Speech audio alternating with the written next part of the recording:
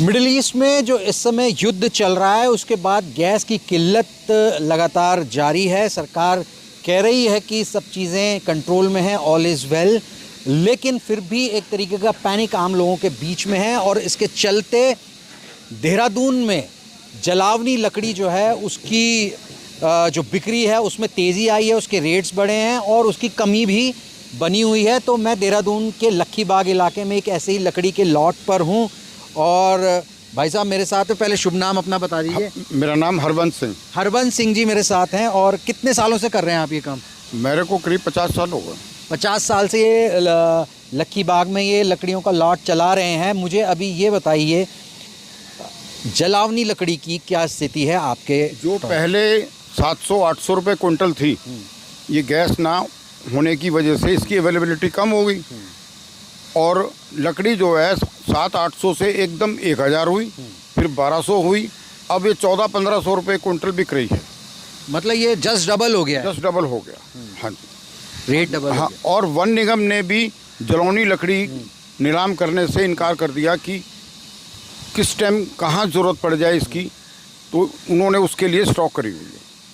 तो अभी आप लोगों को सप्लाई वन निगम करता था जलावनी लकड़ी है ना, जलावनी की भी हर चीज़ की वही करता है, मगर अब वो जलावनी लकड़ी नहीं बेच रहे। अब वो सपोज जैसे उन्होंने शमशान घाट में देनी है या किसी संस्था को देनी है, ये लकड़ी उसी को देंगे। अच्छा। हाँ, जो भी उनका रेट होगा, कंट्रोल रेट जो भी है ना, वो उन्हीं को देंगे। अब वो जो नए लेने के लिए गए हैं, व्यापारी लोग गए हैं जलौनी के लिए, उन्होंने इनकार कर दिया। वन निगम आपको लकड़ी नहीं दे रहा? नहीं, अभी नहीं, सिर्फ जलौनी लकड़ी नहीं दे रहा, बाकी तो दे रहा है। टिम्बर वाली जो टिम्बर वाली है वो तो दे रहा है, सिर्फ जलौनी, क्योंकि जलौनी का क्या पता कहाँ किस टाइम कहाँ ज़रूरत पड़ जाए। आम दिनों में आप लोगों की क्या खपत होती थी और अभी क्या स्थिति है? 5-4 क्विंटल 10 क्विंटल चली जाती थी। अब तो जैसे जितना फर्रा निकलता है, जितनी वेस्ट निकलती है हमारी लॉग्स में से, वो आज चिरो शाम को ख़त्म। इतनी डिमांड इतनी डिमांड है, हाँ। शाम तक ख़त्म, कोई ना कोई ले ही जाता है। और सबसे परेशानी तो उन गरीबों की है जिनके पास गैस नहीं है, उनको परेशानी है, क्योंकि वो उनका रोटी बनाने का धंधा ही ख़त्म हो गया। और इसमें जितने हलवाई हैं, जो छोटी छोटी दुकान वाले हैं, अगर उन्हें गैस नहीं मिलेगा तो वो गुट्टस भट्टी में जलाते हैं, गुट्टस मिल नहीं रहे। उन्होंने जो चाय का कप 12-13 रुपये का बेचते थे, उन्होंने 18-20 रुपये का कर दिया, क्योंकि लकड़ी के दाम बढ़ गए। और अभी उसमें परेशानी है ना, धुआं होगा, बर्तन काले होंगे, मांजने पड़ते हैं, इसलिए। तो बड़ी दिक्कत उन लोगों के लिए है। एक तो जिन जो गैस का इस्तेमाल नहीं कर रहे थे वो भी ले जाते थे आप लोगों से लकड़ी? बिल्कुल सब ले जाते थे। अब ब्याह शादियों में परेशानी होगी, गैस नहीं मिलेगा तो लकड़ी चलनी है। अब शादियाँ आने वाली हैं। ये जो लकड़ी जलावनी लकड़ी आपसे खरीदते थे उसमें क्योंकि अब कमर्शियल गैस तो मिल नहीं रही है, तो रेस्टोरेंट होटल वालों की क्या स्थिति है? वो भी आ रहे हैं आपके पास? वो भी आ रहे हैं, वो भी ले रहे हैं। अगर उनको कहो ये 1500 रुपये क्विंटल है, कहते हैं देना मत किसी को, ये मेरी होगी। डबल रेट में भी? हाँ, डबल में भी मेरी होगी। पैसे पहले ले लो, बाद में उठवाना। मतलब ये है कि सबको परेशानी हुई। अगर ये कल लड़ाई झगड़ा बंद हो जाता है तो फिर ये नॉर्मल उतना हो जाएगा। तो मैं ये जानना चाह रहा हूँ कि कोयले में तो आप डील नहीं करते, लेकिन फिर भी आपको अगर आप मार्केट का थोड़ा, जो पहले 28-30 रुपये किलो बिकता था, अब 48-50 रुपये किलो हो गया। 30 रुपये से सीधा 50 रुपये हो गया। अच्छा। हाँ जी, कोयला भी महंगा हो गया। और ये स्टीम कोल है, ये डबल रेट हो गया। स्टीम कोल क्या होता है, थोड़ा जानकारी के लिए? वो स्टीम कोल भट्टियों में जलता है ना, बड़ा। रेलवे वाले भी इस्तेमाल करते हैं, जैसे इंजन में स्टीम कोल वही होता है। उसकी कीमत भी बढ़ गई है? कीमत भी डबल हो गई।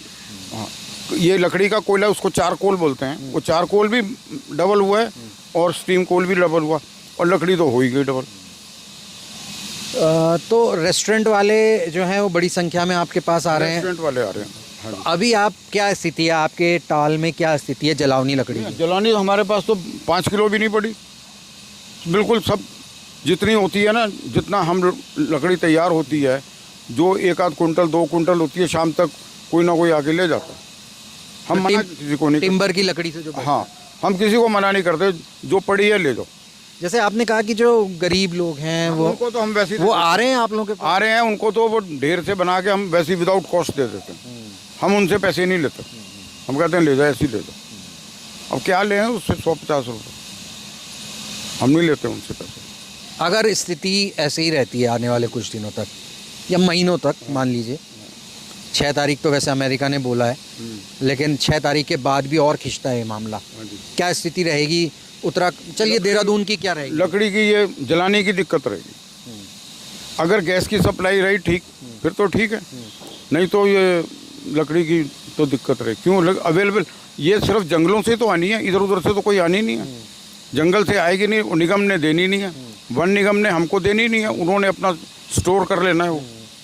क्योंकि स्टोर इसलिए करना है, उन्होंने शमशान घाट को भी देनी है, संस्था को भी देनी है, मंदिरों में भी देनी है, गुरुद्वारों में भी देनी है, हर जगह देते हैं। क्योंकि जो भी आदमी जाएगा तो एप्लीकेशन लेके उन्हीं के पास जाएगा, मेरे को लकड़ी दो।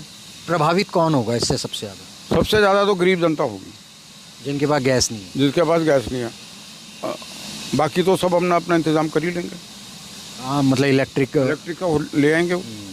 इंडक्शन ले आए लोग बाग ले आए, चलो कोई बात नहीं, बिजली चल रही है, कम से कम काम तो हो रहा है।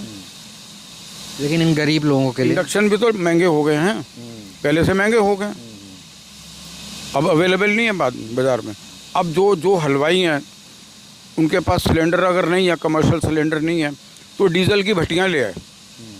डीजल की भट्टी तो लाए हैं, डीजल की भट्टी भी अवेलेबल नहीं है मार्केट में, वो इधर यूपी से या राजस्थान से बनवा के ला रहे हैं। वहाँ रात दिन काम चल रहा है, भट्टियाँ बन रही हैं, लोग बना रहे हैं, वो उसी में अब खाना बनेगा। अब शादियों का सीज़न आने वाला है। हाँ, वो भट्टियाँ जब तक जो कैटरर्स हैं जितने भी, वो भट्टी लाएंगे अपने। सिलेंडर तो 20-20 सिलेंडर तो मिलने से रहे, वो भी भट्टी लगाएंगे, उसी में तेल डालेंगे, वो काम हो चलेगा। ये है। चलिए, बहुत बहुत शुक्रिया हमसे बातचीत करने के लिए। तो शुभ नाम बता दीजिए। अभिषेक सिंगल। ये बताइए क्या स्थिति है अभी लकड़ी, कोयला और ये जो आप चूल्हा वगैरह बेच रहे हैं? अभी आज का डिमांड ज़्यादा बढ़ी हुई है गैस के चक्कर में, काफ़ी लोग परेशान भी हैं गैस के चक्कर में। तो होटल वाले, जो घरेलू घर वाले, सब गैस, ये चूल्हा भट्टी और कोयला लकड़ी के लिए आ रहे हैं आजकल। अच्छा, कितना % डिमांड बढ़ गई आप लोगों की? मतलब 50% डबल हो गया, मतलब पहले 50% था तो 100% हो गया। अच्छा, पहले से दुगना हो गया काम। क्या डिमांड कर रहे हैं लोग ज़्यादा लकड़ी और ये चूल्हा कोयला।